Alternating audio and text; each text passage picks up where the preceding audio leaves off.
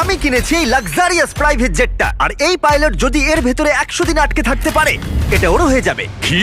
মজা করছি না, আমি এই প্রাইভেট জেটটায় $2.5 মিলিয়ন খরচা করেছি, আর একবার ভেতরে ঢুকলে 100 দিন কিন্তু শুরু হয়ে গেল। ও মাই গড। আর এখন এই 100 দিনের চ্যালেঞ্জের প্রথম ঘন্টা শুরু হয়েছে। শুরু যখন করতেই হবে, চলো আমরা শুরু করে ফেলি। চলো একবার ঘুরে আসি। চলো আমরা দেখি ও আসল পাইলট কিনা। কি বলছো? যদি আরমান্দ এই প্লেনের ভেতরে 100 দিন কাটাতে পারে তাহলে ও এই প্লেনটা জিতে নেবে আর পৃথিবীর যে কোনো প্রান্তে চলে যেতে পারবে। দেখা যাক। 100 দিন এটার মধ্যে নো প্রবলেম। এটা স্মুথ রাইড ছিল, দারুণ দেখতে লাগছে। দেখা যাক ল্যান্ডটা স্মুথ হয় কিনা। এটা অসাধারণ লাগছে। এটা দারুণ ছিল। তোমার 100 দিনের চ্যালেঞ্জের প্রথম 2 ঘন্টা পেরিয়ে গেছে, কিন্তু যদি তোমার শরীরের কোনো অংশ এই প্লেনের বাইরে টাচ করে তাহলে এই ভিডিওটা শেষ হয়ে যাবে আর তুমি এই প্লেনটা হারাবে। মাটি ছোঁয়া যাবে না। Good luck. দেখা হচ্ছে তাহলে। তাহলে দেখা যাক আরমান্দ এই প্রাইভেট জেটটা জিততে পারে কিনা। এবার আমি কি করব? এটা হচ্ছে আমার অফিস আর এটা হচ্ছে আমার ডাইনিং রুম। এবার আপনাদের ঘুরিয়ে দেখাই। এটা হলো বেডরুম, এখানেই আমি পরবর্তী 3 মাসের জন্য ঘুমোবো। এখানে রান্নাঘর তো নেই, কিন্তু একটা মাইক্রোওয়েভ আছে আর একটা পেটি আছে, ক্যান মিটে ভর্তি। এখানে চান করার জায়গাও নেই, এটাই সবচেয়ে চ্যালেঞ্জিং। ও কিন্তু ভুল বলছে না, কারণ এটা একটা বিশ্বমানের প্রাইভেট জেট। এটা কিন্তু বসবাসের জন্য তৈরি হয়নি, তাই আগামী 100 দিনের জন্য এই চ্যালেঞ্জটা আরো কঠিন হবে। দেয়ালগুলো ভেঙে আসছে। এইভাবেই কি বন্দিরা থাকে? আমার মনে হয় দৃষ্টিভ্রম হচ্ছে। সূর্য দেখতে পেলে একটু খুশি হতাম। আমি আমার ফ্যামিলিকে মিস করছি। আমরা আকাশ থেকে নিচে নামছি, আমি আর থাকতে পারছি না। আজকে প্রথম রাত, আমার বিছানা এখানে নেই, তাই আমি এই চেয়ারটাকে ব্যবহার করব। Good night. এটা এখন থেকে আমার নিজের একটা প্রাইভেট জেট। আজকে দ্বিতীয় দিন। আপনাদের হয়তো মনে হচ্ছে আমি খুব আরামে আছি, কিন্তু সত্যি কথা বলতে আমার খুব একটা আরাম হচ্ছে না। আজকে দ্বিতীয় দিন, আর এটা আমাদের পার্সোনাল ইউজের জন্য ব্যবহার করার থেকে আর ভালো কি হতে পারে। চলো। আমি আর ছেলেরা ভাবছিলাম তুমি আমাদের নিউ ইয়ারকে একটা হকি গেম দেখতে নিয়ে যাবে। চলো যাওয়া যাক। তুমি যেতে পারো ভাই, আমরা তোমাকে টিকিট দেবো। এটা কোনো ট্রিক নয় তো? এরা প্লেন থেকে নামলে তুমি হেরে যাবে, কিন্তু তুমি গেম দেখতে যেতে পারো। ঠিক আছে, হ্যাঁ, চলো। মানে তাই ও আমাদের হকি গেম দেখতে নিয়ে গেল, কিন্তু যখন আমরা ল্যান্ড করলাম, নিয়ে আসার জন্য ধন্যবাদ। আমি গেমটা দেখতে যেতে পারবো না, কারণ আমাকে ভেতরেই থাকতে হবে। ও! আচ্ছা এখন আরমান্দ কি করছে? এরোপ্লেনে যোগব্যায়াম। হ্যাঁ, এই প্রাইভেট জেটে করে হকি খেলা দেখতে যাওয়াটা এতটাই অসাধারণ ছিল, তাই আমি আর ছেলেরা পরের দিনে অন্য একটা প্ল্যান করলাম। আমাদের ফ্লোরিডার মায়ামিতে নিয়ে যাবে। অবশ্যই নিয়ে যাবো। আর এটাই এই প্রাইভেট জেটের মালিক হওয়ার বিশেষত্ব, কারণ আমরা যা খুশি তাই করতে পারি। ঠিক আছে টিম, ওয়েলকাম টু মায়ামি। চলো সবাই মিলে একটু মজা করা যাক। পরে দেখা হচ্ছে। আমার সত্যিই ভালো লাগছে যে ওরা এই জেটটাকে ইউজ করছে। আরো ভালো লাগতো যদি আমি আমার স্ত্রী আর মেয়ের সাথে কথা বলতে পারতাম। আমাকে আরো 96 দিন এখানে থাকতে হবে, আশা করছি আমি করে নেবো। আজকেই প্রথম দিন যখন আমি সকলকে ছাড়াই প্লেনে থাকছি। আমাকে একটা রুটিন তৈরি করতে হবে। তাই আগামী কয়েকদিন ধরে আরমান্দ এক্সারসাইজ করবে। Crab walk. ও, আমি যতটা ভেবেছিলাম তার থেকেও বেশি খাটতে হচ্ছে আমায়। মাইক্রোওয়েভে রান্না করা, সকালের জন্য মিক্সড ভেজিটেবলস। স্নান না করে পরিষ্কার থাকা। নিজেকে পরিষ্কার রাখার একটাই রাস্তা আছে, এই ডুড ওয়াইপ গুলো ভালো করে পরিষ্কার করে নিতে হবে নিজেকে। আর ঘুমানোর জন্য একটা জায়গা খুঁজে বার করা। আমার বিছানার অবস্থা খুবই বাজে, সোফাটায় শুলে খুবই ঘাড়ে লাগছে। এটাই প্লেনের একমাত্র জায়গা যেখানে আমি লম্বা হয়ে শুতে পারি। কিন্তু এত কিছু করার পরেও আরমান্দ স্বস্তি পেল না। আমার চুপচাপ বসে থাকতে ভালো লাগছে না, আমার প্লেনটা ওড়াতে ইচ্ছা করছে। আর তাই পরের দিন সকালে ও ঠিক এটাই করলো। আমি কখনো এইভাবে একটা জেটের চাবি পাইনি। যেখানে খুশি যাব।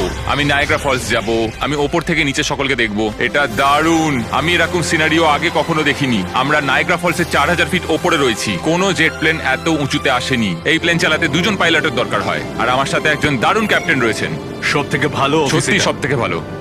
হ্যাঁ, আরমান্দ না পারলেও ওর কো পাইলট কিন্তু প্লেন থেকে নামতে পারতো। আমার পৃথিবীটা এখন এখানেই শেষ হচ্ছে। আর যদিও সে প্লেন থেকে নামতে পারছিল না, তাই 10ম দিনে আমি একটা লুপ হোল তৈরি করলাম এটা চেঞ্জ করতে। ও! জিমি! আমি চিৎকার করলাম, তুমি ভয় পেলে না? না, গত 10 দিন কেমন কাটলো বলো? জিমি, এখানে শাওয়ার নেই, বিছানা নেই, এখানে কোনো রান্নাঘর নেই, তাও চালিয়ে নিচ্ছি। হ্যাঁ, আমি ভাবছিলাম ও এই কথাটাই বলবে, তাই ওর জন্য একটা সলিউশন আনলাম আমি। প্রত্যেক 10 দিন অন্তর আমি একটা করে অফার দেব এই প্রাইভেট জেটে। যদিও এই অফার নেওয়াটা তোমার ইচ্ছার উপর, তুমি এই দুটো কোঅর্ডিনেটস এর ভেতরে চুজ করতে পারো, যেটা তোমাকে $50,000 সহ রানওয়েতে নিয়ে যাবে, অথবা আলফা জিনিসগুলো নিয়ে এসো। আমি তোমার প্রাইভেট জেটে একটা শাওয়ার লাগিয়ে দিচ্ছি, কিন্তু ডিসিশন নেবার আগে আমি তোমাকে বলবো শাওয়ারটা একবার দেখে এসো। আর যেহেতু এটা তোমার জেটের একটা এক্সটেনশন, তুমি এর ভেতরে ঢুকলে এলিমিনেট হবে না। গিয়ে দেখে এসো। এটা তো সত্যি একটা শাওয়ার। তোমার দরকার না থাকলেও এখানে শ্যাম্পু রাখা আছে। হ্যাঁ, এটা শুধুমাত্র একটা শাওয়ারই নয়, এটা একটা বড় জায়গা। এখানে আমি দাঁড়াতে পারবো, এটা দারুণ। এবার সিদ্ধান্ত নেবার সময়। 90 দিনের জন্য শাওয়ার নাকি $50,000 ক্যাশ, কোনটা তুমি চাও? 90 দিনের জন্য শাওয়ারটা ভালো, কিন্তু আমি ক্যাশটা নেব। ও কি? ও মাই গড! আমি উঠতে চাই, প্লেনটা উঠতে চাই। চলো নিয়ে নি। আমার বিশ্বাস হচ্ছে না ও শাওয়ারকে না বললো। $50,000 এনজয় করো। অবশ্যই করব।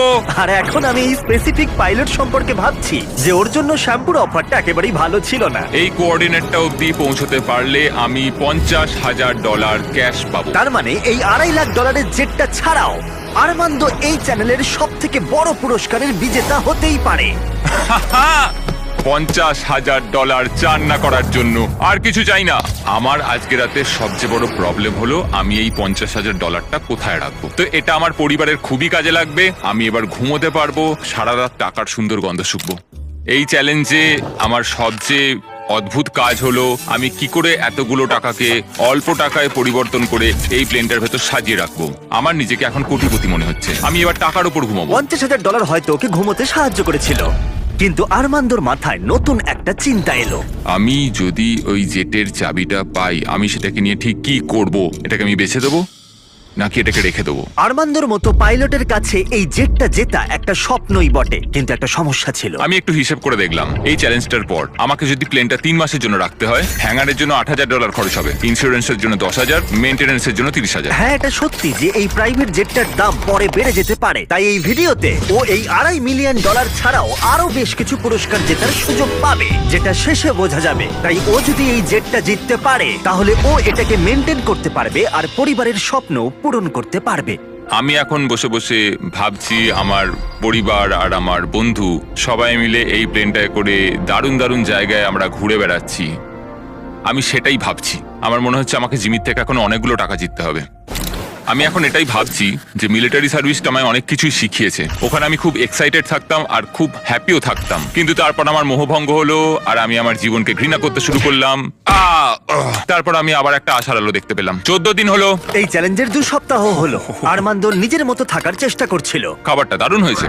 আমি এখন ফিস্টেবল খাচ্ছি। আমি এইভাবেই আমার কাজের হিসেবে রাখছি সারাদিনের। এই কাজগুলো আমি এখনো করে উঠতে পারিনি, তো আমি এগুলোকে এদিক থেকে ওদিকে রেখে দিলাম। কিন্তু এভাবে থাকার পরেও 100 দিন অনেকটাই দূরে ছিল, কারণ তার ঘুমের অবস্থার এতটুকু উন্নতি হচ্ছিল না, কিছুতেই না। আমি বুঝতে পারছি না আমি বিনা কষ্টে কি করে এখানে ঘুমোতে পারবো। এটা উঁচু নিচু উঁচু নিচু। জীবনেই প্রথমবার আমার শরীর আমাকে নিয়ে সুখী নয়। আমি ওয়ার্কআউটও করতে পারছি না, পেটটাও খুব একটা ভালো নেই। বুঝতে পারছি না রাতে ঘুমোতে পারবো কিনা। গত রাতে আমি সোফাতে শুয়েছিলাম, একটুও ঘুম আসেনি। এই মাঝেরটাতে আমি বুঝতে পারছি না কি করব। জিমি কালকে কি অফার করবে আমি জানি না, কিন্তু আমার একটা বিছানা দরকার। আরমান্দোর জন্য একটা পারফেক্ট অফার ছিল, কিন্তু যেহেতু আমি একটা ভিডিও বানাচ্ছিলাম যেখানে আমি অনেক খাবার গিভ অ্যাওয়ে করছিলাম, তাই ওকে আমার কাছে আসতে হয়েছিল। চলো যাওয়া যাক।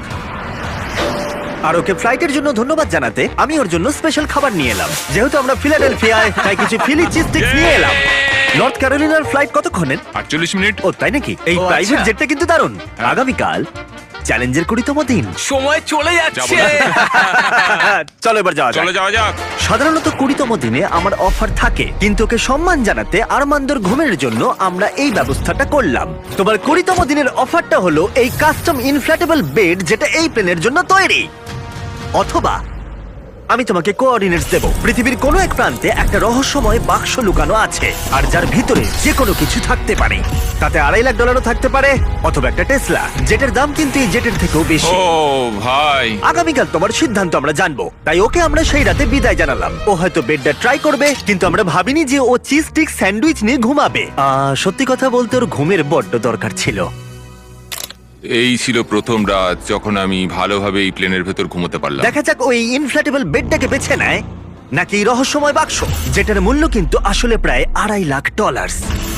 নক নক, ভেতরে কেউ আছে? ভেতরে এসো। তোমাদেরকে স্বাগত। আজকে 20তম দিন। ইয়ে, প্লিজ ভেতরে এসো আর আমার বাকি রুমগুলোকেও ঠিক আছে। দেখো। সত্যি বল, হ্যাঁ। তোমার ঘুম কেমন হলো? মনে হচ্ছিল মেঘের কোলে ঘুমিয়ে পড়েছি। তোমার কি মনে হয় এই বেডটা তোমার জেতার সম্ভাবনা অনেকটাই বাড়িয়ে দেবে নাকি না? আমি বুঝতে পেরেছি এটা থাকলে আমি এটা করতে পারবো। কিন্তু অন্যদিকে আছে একটা র্যান্ডম কোঅর্ডিনেটস, যেখানে আছে পৃথিবীর যে কোনো প্রান্তে একটা রহস্যময় বাক্স। এটা আমার কাছে সত্যি একটা প্রয়োজনীয় জিনিস। আমি যদি ঠিকঠাক ঘুমোতেই না পারি, তাহলে আমি ট্রেনটা চালাবো কিভাবে? তুমি কি বেছে নেবে এই ইনফ্ল্যাটেবল বেডটাকে নাকি অসাধারণ একটা বিশাল রহস্যময় উপহার। যেহেতু আমি অনেকদিন থাকবো, আমি চুজ করছি এই বিছানাটাকে, বেডটা? যাতে 100 দিন